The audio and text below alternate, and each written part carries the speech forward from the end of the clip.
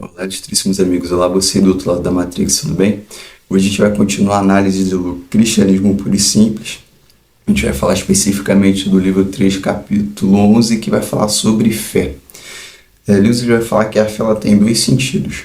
No primeiro sentido, no primeiro nível, a fé seria o equivalente a você crer. Você crê numa verdade. Por exemplo, é você crer que as doutrinas do cristianismo são verdadeiras. Nesse sentido, a fé ela se torna uma virtude em você acreditar em um conjunto de informações. Mas Lewis ele vai afirmar também que a nossa mente ela não é puramente racional. Por mais que você creia em uma verdade de maneira racional, você pode ser impelido pelos seus sentimentos. Por exemplo, quando você entra no centro cirúrgico, você sabe que você vai ser anestesiado para passar por aquele procedimento. Então, a razão diz que você não vai sentir dor durante aquele procedimento ali. Mesmo assim, você teme. Mesmo assim, você, quando entra no centro cirúrgico, vê aquelas pessoas com máscara, aquele ambiente esterilizado, você vai sentir medo. Tipo, sentir dor, de passar algum problema. Por quê? Porque a nossa mente ela não é puramente racional. Por mais que você tenha as informações, você saiba que aquele procedimento ali você não vai sentir dor, o seu instinto de autopreservação vai falar que você vai sentir dor e que você, por conta disso você teme, entende? E na verdade a maior parte das nossas ações é tomada por base na emoção mesmo e por instintos, né? Então a fé é a arte de você aderir coisas que a razão já aceitou, apesar de nossos estados de espírito serem inconstantes. Ele vai afirmar que a fé é uma virtude necessária para você não ficar flutuando, né? Para você não ficar nessa inconstância dos nossos estados de espíritos que oscilam constantemente, entendeu? E nós sabemos que os nossos estados de espíritos eles são de fato muito irregulares. Se você viver só pelos seus sentimentos ou só pelos seus instintos, você está fadado a ter uma vida terrível. Seria equivalente a você viver acorrentado a medos e desejos puramente, entende? Nesse sentido, o C.S. Lewis vai afirmar que a fé ela precisa ser desenvolvida, você precisa ter o hábito de desenvolver a fé. E ele vai trazer para a gente dois pontos. O primeiro é você reconhecer o fato de que o nosso estado de espírito muda. Então você não pode viver pura e simplesmente por sentimentos, entende? E o segundo é você crer que querer no cristianismo e você crê que algumas doutrinas do cristianismo elas são fundamentais e elas precisam ser mantidas deliberadamente todos os dias para você poder fortalecer a sua fé. Ele vai trazer algumas doutrinas como a oração, a leitura das escrituras, a frequência nos cultos. Ele vai falar que todas essas práticas são fundamentais para a gente poder ser lembrado constantemente da nossa fé, a gente ser cristianizado constantemente, entende? E a gente alimentar e fortalecer a nossa fé. Ele vai falar que a fé precisa ser alimentada também.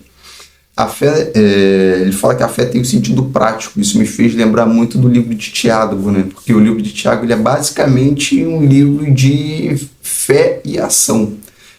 Tiago ele não vê como coisas antagônicas, mas ele vê como coisas complementares. A fé e o desdobramento da fé são as obras, entende? Você só tem uma fé de fato verdadeira quando você tem obras efetivas que demonstram essa sua fé.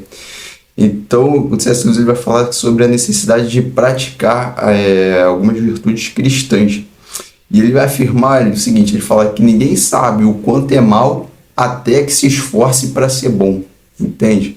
Ele fala que nós só descobrimos a força do exército alemão. Ele traz um exemplo, né? Ele fala que você só descobre a força do exército alemão quando você luta contra o exército alemão.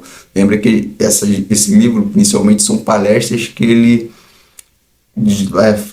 ministra na Rádio BBC de Londres no contexto da Segunda Guerra Mundial, entende? Ele vai dizer que as pessoas elas pouco sabem sobre a maldade, porque elas cedem constantemente à maldade, então elas não têm nenhuma crise ética em se opor à maldade, elas simplesmente cedem à maldade, entendeu? Ele vai falar que a gente só sabe a força dos impulsos malignos que a gente tem quando a gente tenta lutar contra esses impulsos, entende? Percebam que você ser tentado não quer dizer que você pecou, porque a tentação e o pecado são coisas distintas. O pecado ocorre quando você cede à tentação, Entende? Por exemplo, Cristo, quando ele foi levado ao deserto pelo Espírito Santo para ser tentado, ele sofreu tentações inúmeras, mas ele não cedeu a nenhuma delas. Entende? Então, você só sente, voltando à ideia inicial de C.S. Lewis, você só sabe quanto você é mal a partir do momento que você tenta se opor ou lutar contra essas tentações. Até mesmo contra esses impulsos demoníacos mesmo que a gente tem dentro da gente mesmo, né? E ele vai falar que, para finalizar esse capítulo, para não ficar muito extenso o vídeo, vou falar só desse primeiro aspecto da fé, que é a parte de você querer um conjunto de verdades mesmo. Ele vai falar que muitas pessoas encaram a vida ou têm uma perspectiva da vida como se a vida fosse um exame. Então, se você passa na tentação, você recebe o 10, você agrada a Deus. Se você não passa, você é reprovado, então já era. E ele fala que isso é uma visão um pouco até mesmo simplista da vida, né? Ele fala que não adianta você também querer vencer as tentações, vencer as coisas para você ter crédito com Deus e tentar barganhar com Deus. Ele fala que isso também não faz nenhum sentido de maneira estrita. Ele explica o seguinte, ele fala que é como se fosse uma criança que pede dinheiro para o pai para poder... E isso é até legítimo, uma criança que pede dinheiro para o pai para comprar um presente para o pai. Quem nunca passou por isso, né? Você chega... pai, me dá o dinheiro para comprar um presente para você. Você vai lá, compra um presente para o seu pai e entrega para o seu pai. Por que ele usa essa metáfora? Ele quer dizer com isso que tudo na nossa vida, de certa forma, é um presente, é uma dádiva de Deus. Entende? Não há nada que a gente possa fazer ou dar para Deus que não seja já dele, entende? Então, a ideia de você tentar barganhar com Deus é uma ideia que não faz muito sentido. Mas, enfim, eu vou encerrar o vídeo por aqui. No próximo vídeo a gente volta para falar sobre o segundo aspecto da fé. E ao longo desse mês também eu acho que eu vou trazer alguns vídeos falando sobre algumas indicações de livros, séries, vou fazer um top 5, né? Livros, séries, filmes que eu vi esse ano. Apesar de ter visto poucos filmes, ter lido até pouco, mas eu vou trazer nesse mês de dezembro para a gente fechar o ano. Então é isso, meus amigos. Fiquem com Deus, um forte abraço.